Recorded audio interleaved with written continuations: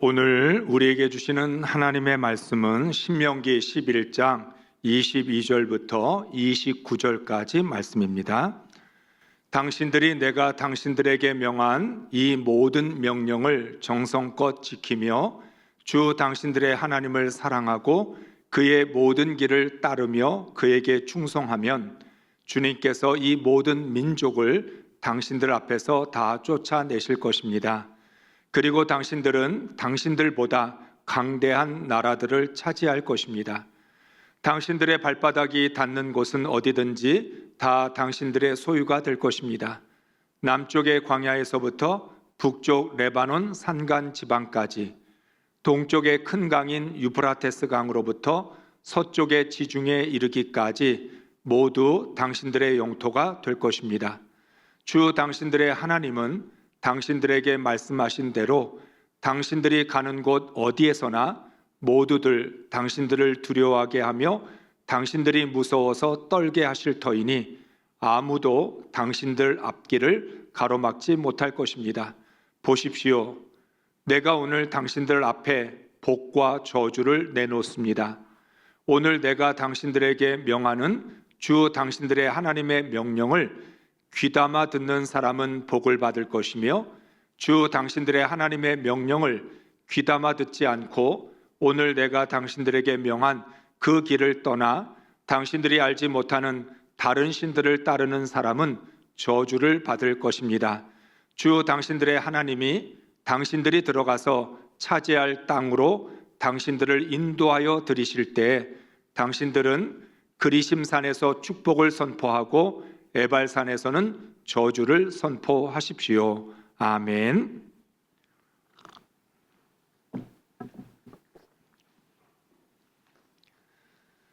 할렐루야. 한 주간 동안 인생의 정원사이신 하나님께 모든 것을 맡기셨습니까? 때를 따라 이른 비와 늦은 비를 내려주시는 하나님의 은혜를 체험하셨습니까? 여러분, 옆에 있는 분들을 한번 쳐다보시면 좋겠습니다. 지금 옆에 있는 분 얼굴을 보면서 얼굴에 근심이 있어요? 없어요? 한 번 더 불안해하는 것 같아요? 평안한 것 같아요?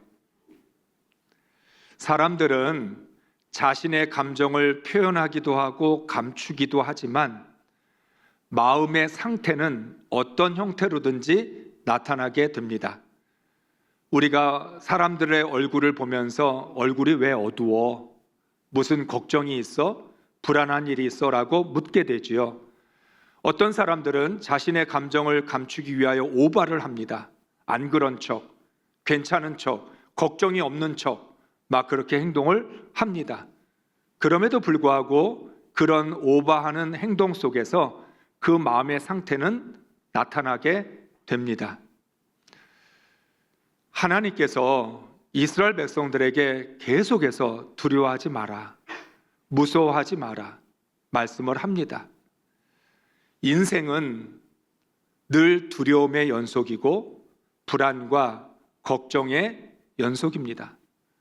우리는 스스로가 두려워하지 않으려고, 불안해하지 않으려고 마음을 먹어도 우리의 마음을 다스리기가 어렵습니다.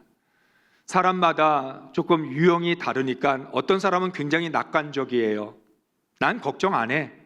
난 그냥 잘 될 거라고 믿어. 나는 내 인생에 문제가 없을 거라고 생각해.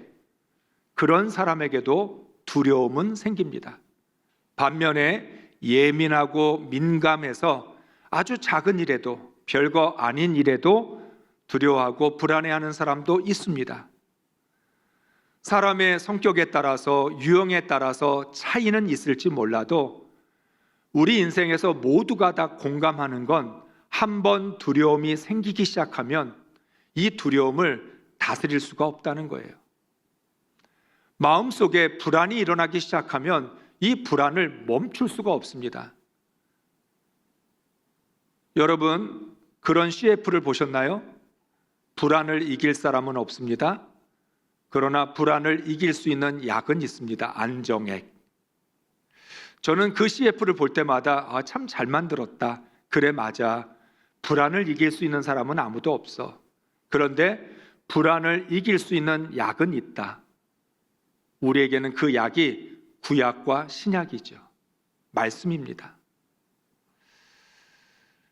하나님께서는 우리에게 말씀을 주셔서 그 말씀으로 두려움을 이기고 불안을 이기라고 합니다. 하나님을 믿는 사람들에게도 두려움과 불안은 피할 수 없는 일이죠. 우리가 하나님을 찬양하고 기도합니다. 말씀을 읽고 우리가 마음을 다스려 보려고 합니다.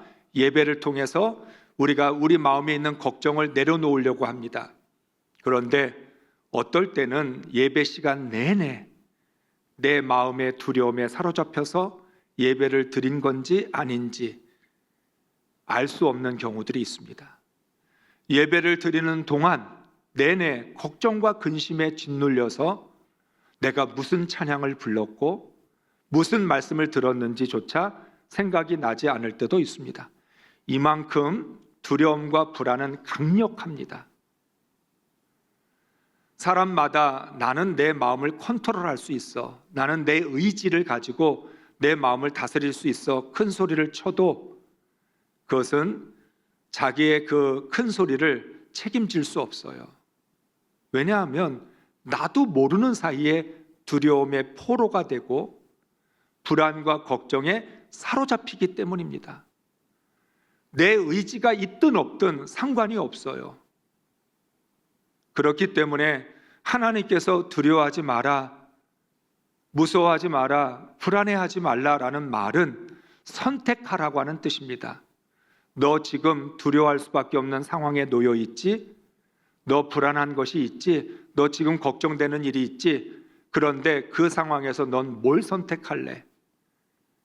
계속해서 두려워하는 걸 선택할래? 아니면 하나님을 믿고 의지할래? 믿음을 선택할 것인지 두려움을 선택할 것인지를 우리에게 묻습니다. 그런데 여기에서도 중요한 것이 하나가 있습니다. 저는 하나님을 믿습니다. 하나님을 신뢰할게요. 하나님 의지할게요. 하나님을 믿고 의지하면 내 안에 평안이 생겨나는데 문제는 뭐냐면 그 평안은 서서히 생겨난다는 거예요. 두려움은 단번에 우리를 사로잡는데 평안이라는 건 단번에 생기지 않습니다.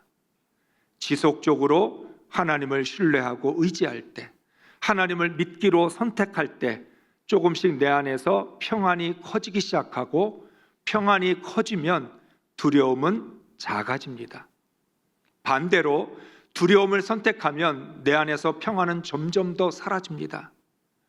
결국 두려움을 커지게 할 거냐, 평안을 커지게 할 거냐, 그것은 전적인 우리의 선택이라는 거죠. 우리가 하나님을 믿기로 작정하고 하나님 두려워하지 않기로 선택했습니다. 그럼에도 불구하고 지금 내 안에 평안은 생각보다 크지 않습니다. 끝까지 주님을 신뢰하고 의지할 때 평안에 사로잡히는 은혜가 있게 될 것입니다. 이스라엘 백성들이 가나안을 향하여 나아가야 합니다. 지금 이스라엘 백성들은 어디에 있죠? 가나안을 들어가기 직전 모압 평지에 모여 있습니다. 이스라엘 백성들은 오늘이라고 하는 이 모압 평지에서 과거라고 하는 애굽에서부터 여기까지 오기까지의 인생을 되돌아보고 동시에 앞으로 들어갈 가나안을 바라보고 있습니다. 오늘에서 지난 시간을 되돌아보고 앞을 내다보고 있다라고 하는 거예요. 그런데 이 오늘이라고 하는 모압 평지에서 이스라엘 백성들은 좀처럼 두려움을 떨쳐버릴 수가 없었던 거예요. 왜 그럴까요? 자신들이 광야 40년 동안 제대로 믿음으로 살지 못했어요. 불순종했고 하나님을 거역했습니다. 그래서 하나님의 심판을 받은 사람들 보았습니다. 불평하고 원망하다가 뱀에 물려 죽기도 하고 불이 나와서 그 불이 그 사람들을 삼키는 것도 보았고 실제로 출애굽 1세대들의 대부분이 이 광야에서 죽은 것을 본 것이죠. 그러니까 지금 이 상황에서 과연 우리는 가나안에 들어갈 수 있을까? 아무리 하나님께서 가나안을 주시겠다고 약속하시고 너희들은 가나안을 차지할 것이다 라고 말씀을 하셔도 과연 들어갈 수 있겠냐는 거예요. 사람들은 당연히 계산하고 계획을 세울 수밖에 없어요. 여러분, 가나안에 들어간다 그러면 뭐부터 하죠? 어떻게 가나안을 들어가야 되는지 계획을 세우고 방법을 찾게 됩니다. 그리고 가나안에 들어갈 수 있는지 없는지 계산도 해봅니다. 그런데 지금 이스라엘 백성들의 마음속에는 아무리 계산을 해봐도 답이 나오지 않아요. 자기들의 상태를 보면 우리가 무슨 수로 가나안에 들어갈 수 있겠느냐. 왜냐하면 지금 이스라엘 백성들은 광야 40년 동안 광야를 떠돌던 유목민족이에요. 가나안 족속은 오랫동안 그 자리에 뿌리를 내리고 살았던 원주민이에요. 그러면 떠돌이 인생을 살았던 자신들이 그곳에 정착하고 뿌리를 내리고 살고 있는 이 가나안 족속을 이길 수 있겠냐는 거예요. 그래서 모세는 오늘 이스라엘 백성들에게 너희가 선택하라고 말씀을 합니다. 22절, 23절 메시지 성경으로 읽겠습니다. 맞습니다. 내가 여러분에게 지키라고 명령하는 이 모든 계명을 부지런히 지키고 하나님 여러분의 하나님을 사랑하고 그분께서 일러주시는 대로 행하며 그분께 꼭 붙어 있으면 하나님께서 여러분 앞에서 저 모든 민족을 쫓아내실 것입니다. 그렇습니다. 그분께서 여러분보다 크고 강한 민족들을 몰아내실 것입니다. 아멘. 하나님도 말씀합니다. 너희는 약한 민족이다. 그런데 저기는 강한 민족이다. 너희가 어떻게 해야 가나안 땅에 들어갈 수 있겠느냐? 너희가 가나안 땅에 들어갈 수 있는 방법이 뭐겠냐? 그 방법에 대해서 하나님 말씀하는데 이렇게 말씀합니다.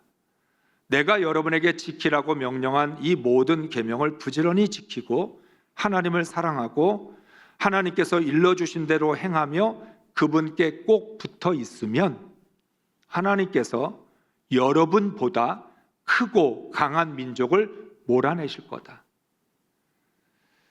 하나님이 이스라엘 백성들에게 이렇게 말씀하는 거죠. 야, 너희들 아무리 계산해봐도 답이 안 나오지? 너희가 무슨 수로 가나안 족속을 물리칠 수 있을까? 우리가 어떤 방법을 가지고 가나안을 차지할 수 있을까?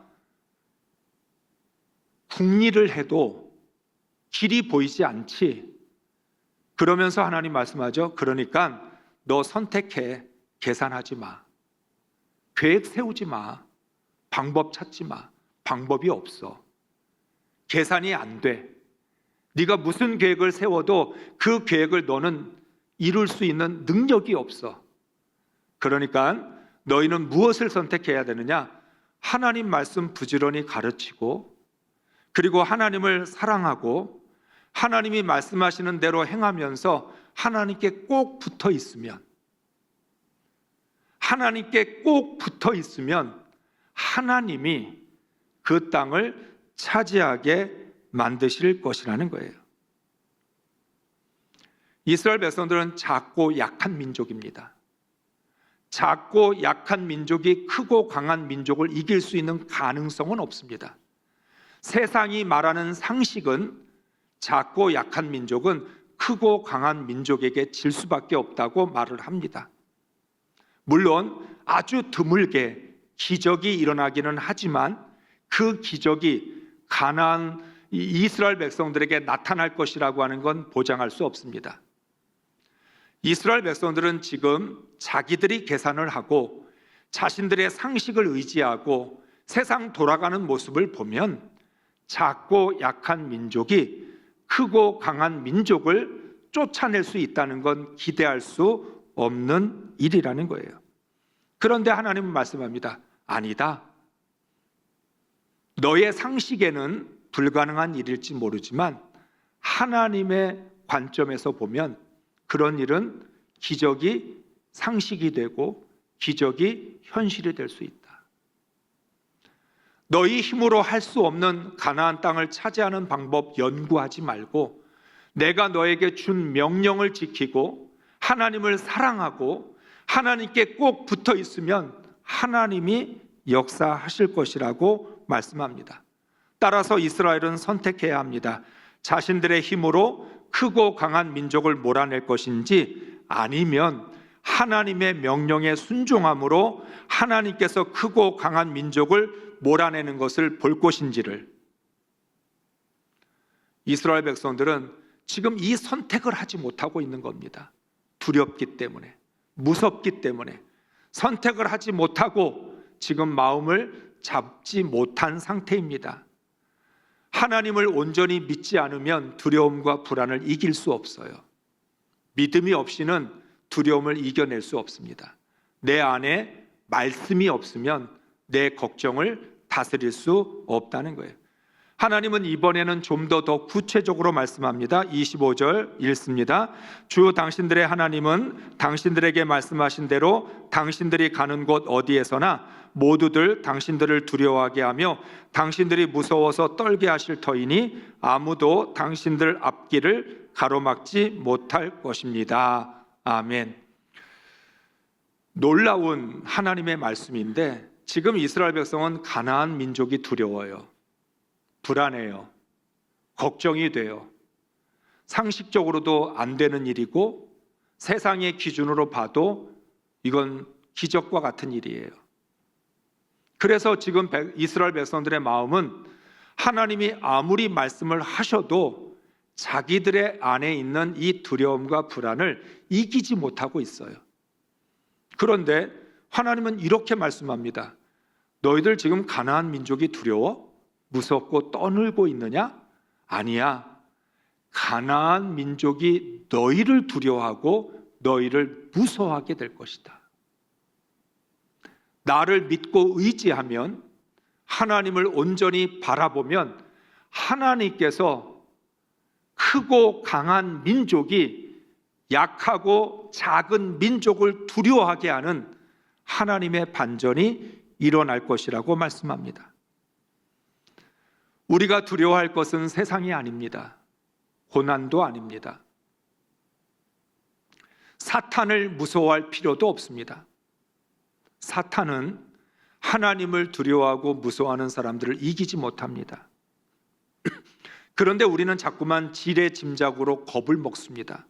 내가 어떻게 사탄을 이겨? 내가 어떻게 세상을 이겨? 내가 세상의 상식을 뒤집을 수 있나? 내가 이 세상의 흐름을 거스를 수 있나? 내가 이 세상에 있는 그런 모든 것들, 죄악을 이길 수 있을까? 우리는 그런 생각을 갖고 있는 거죠. 그런데 하나님은 말씀합니다. 아니야. 하나님이 너희와 함께 하시면, 너희가 하나님의 말씀을 붙들면 하나님은 세상이 너를 두려워하고 고난이 너를 두려워하고 사탄이 너희를 무서워하게 만들 것이라고 말씀합니다. 그렇기 때문에 이스라엘 백성들은 이제 선택해야 합니다. 나는 계속해서 이렇게 두려워하고만 있을까? 난 계속해서 계산하면서 불안해하고 걱정하고 있을까? 나는 사탄을 무서워하고 그리고 여러 가지 우리의 앞길을 가로막는 것들에 대해서 무서워만 할 것인가? 하나님은 말씀하죠. 그들이 너희를 무서워하고 두려워하게 할 테니까 아무도 너희들의 앞길을 가로막지 못할 것이다. 우리는 우리 스스로가 두려움과 불안을 가지고 내 앞길을 내가 가로막습니다. 그런데 하나님은 말씀합니다. 너의 앞길을 누가 가로막을 수 있느냐? 하나님이 너와 함께 하시는데 너가 두려워하지 않으면 너의 앞에 가로막을 사람은 아무도 없다. 문제는 네가 스스로의 감정에 빠져서 두려움과 불안에 사로잡혀서 네가 네 앞길을 가로막고 있는 거지 아무도 너의 앞길을 가로막을 수 없다. 너가 하나님의 말씀에 순종하고 말씀을 지키는 한, 하나님을 사랑하고 하나님께 꼭 붙어 있는 한 어느 누구도 너의 앞길을 가로막을 수 없다고 말씀합니다. 그러면서 하나님은 이제 이스라엘 백성들이 가나안에 들어가게 될 텐데 너희들 앞에는 선택의 갈림길이 있을 것이라고 말씀합니다. 바로 복과 저주의 갈림길입니다. 26절부터 28절까지 메시지 성경으로 읽습니다. 시작.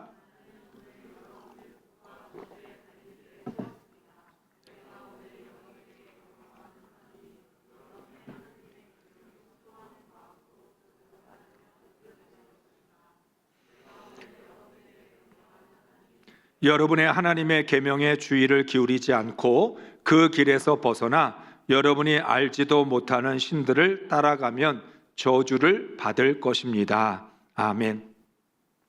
사랑하는 성도 여러분, 이스라엘 백성들이 하나님의 은혜로 가나안에 들어갔다고 무조건 복을 받는 건 아닙니다. 구원받은 그리스도인들이 구원을 받았다고 값없이 하나님의 은혜로 구원을 받았다고 무조건 복을 받는 거 아니에요. 가나안에 들어가는 것은 하나님의 은혜로 들어갔지만 그 가나안에는 복과 저주의 갈림길이 있습니다. 이스라엘 백성들이 무엇을 선택하느냐에 따라 복과 저주가 달라집니다.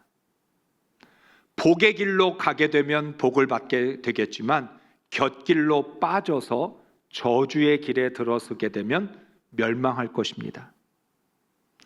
구원받은 그리스도인들이 구원을 받았다고 무조건 복을 받는 게 아니라 구원받은 그리스도인들의 앞에도 복과 저주의 갈림길이 있는데 내가 무엇을 선택하느냐에 따라서 달라지게 됩니다.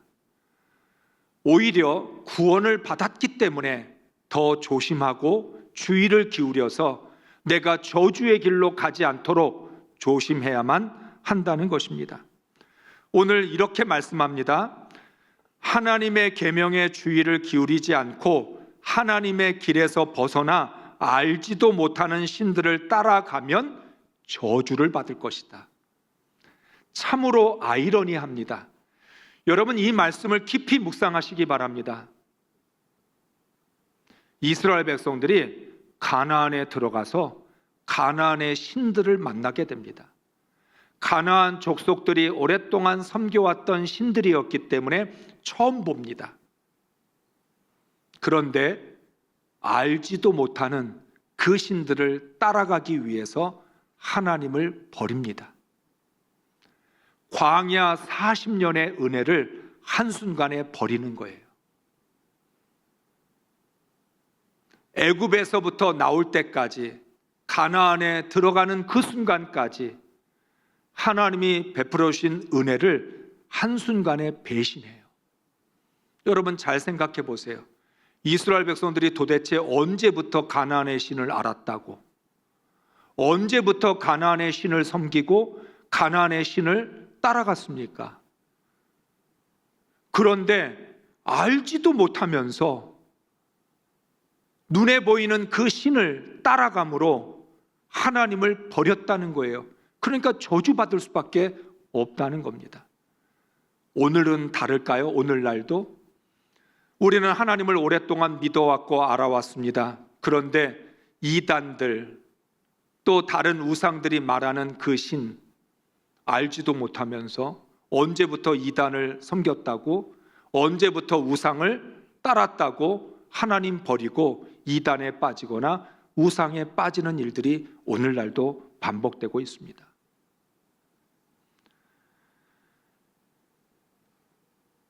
사람은 눈에 보이는 것에 약합니다. 유혹을 쉽게 받습니다. 그리고 마음속에 두려움이 있습니다. 두려움과 불안이라고 하는 감정과 유혹이라는 것이 더해지게 되면 자신이 알지도 못하는 신을 따라가게 됩니다. 지금까지 자신들이 섬겨왔고 자신들이 믿고 순종하며 따랐던 그 하나님 한순간에 버리고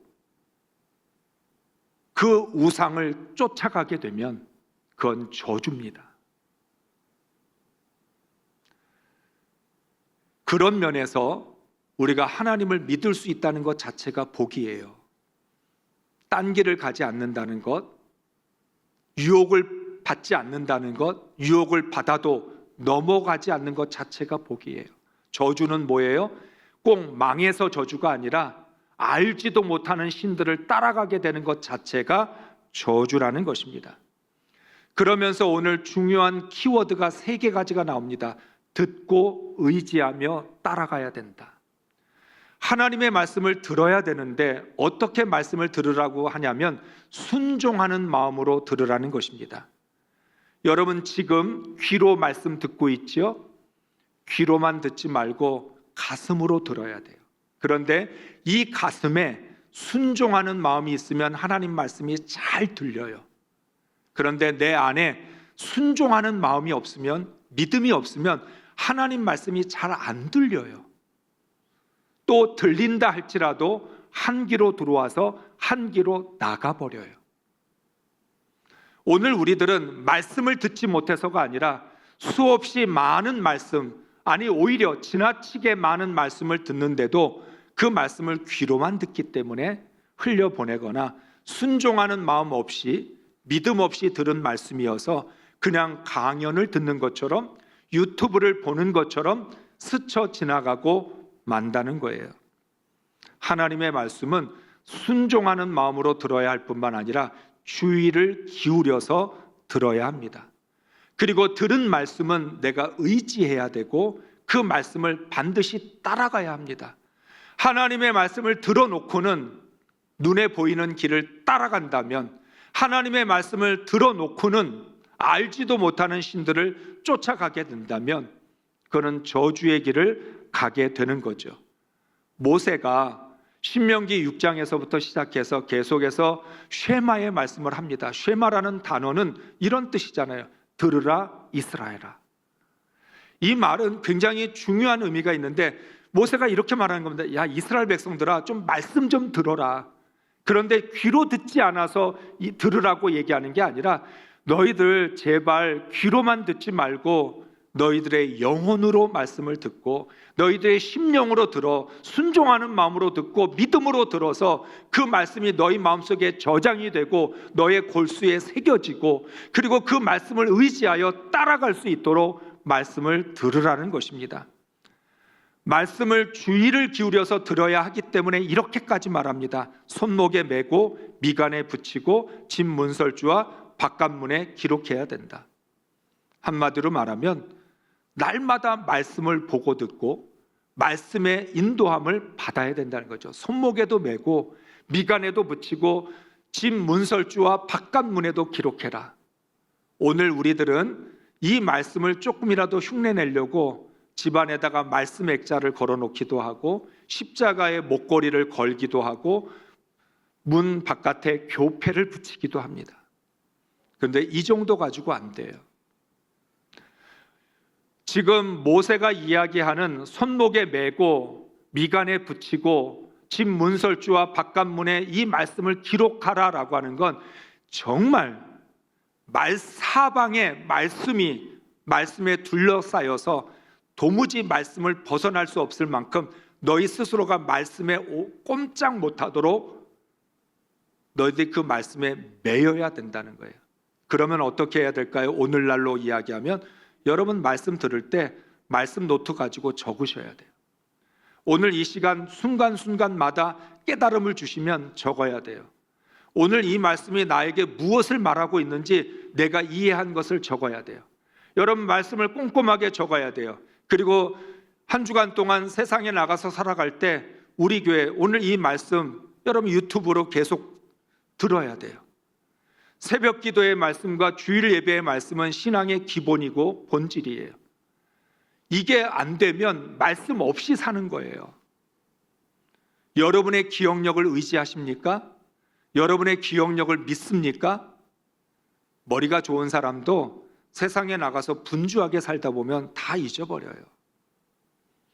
이 말은 하나님의 말씀을 마음에 저장하고 새기기 위하여 얼마나 많은 수고와 노력, 몸부림이 있어야 되는지를 말씀하고 있습니다.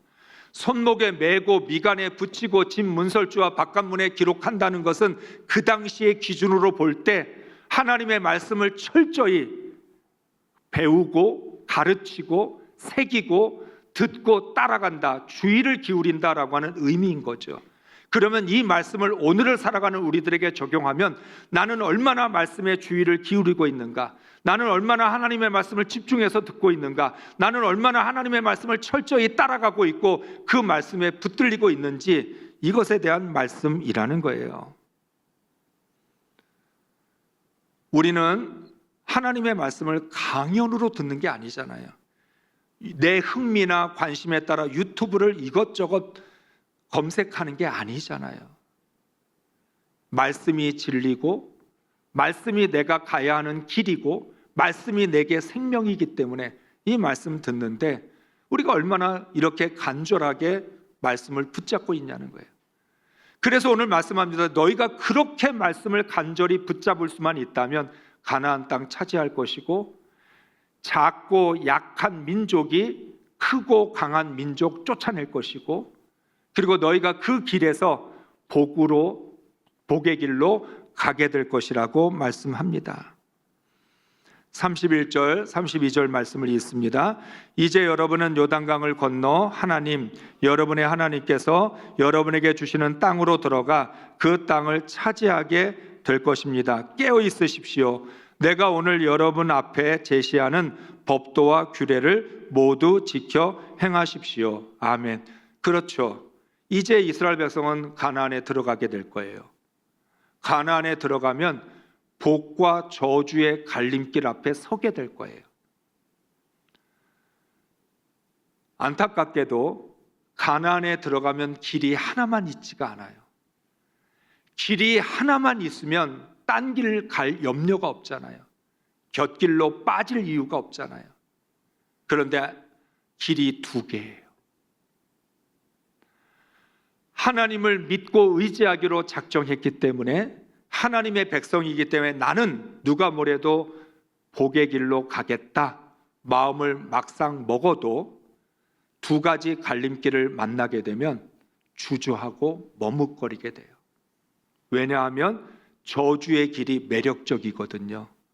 저주의 길이 넓어 보이고 평탄해 보이고 쉬워 보이거든요. 복의 길은 좁고 험해 보이고 뭔가 쉽지 않을 것 같은 그렇게 보이거든요.